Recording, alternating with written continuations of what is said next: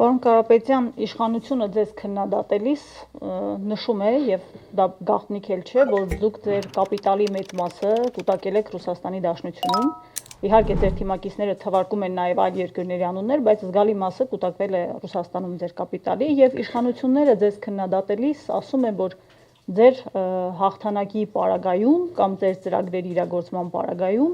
ստացվելու է այնպես, որ Ռուսաստանը եւ դրանով ձեզ ճնշելու է, եւ Հայաստանի ենթակառուցվածքները դուք տրամադրելու եք Ռուսաստանի ղեկավարմանը կամ կառավարմանը կամ տալու եք Ռուսաստանին։ Ո՞րն է ձեր բացատրությունն այս հարցում։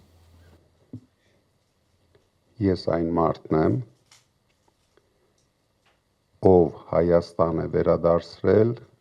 հիմնական ստրատեգիական ակտիվները Ռուսաստանից։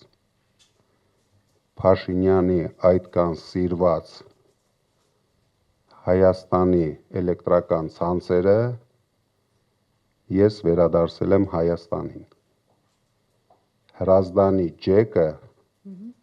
ես վերադարձել եմ Հայաստանին։ Սևան Հրազդան կասկադը ես վերադարձել եմ Հայաստանին։ Հիմա էլ ես եմ վերադառնում Հայաստան։ Այսինքն մտավախություն չկա, որ ձեր կապիտալի համար, օրինակ Ռուսաստանը ձեր նկատմամբ ճնշումներ կկիրառի։ Մտահոգ չեք։ Բացարձակ մտահոգ չեմ,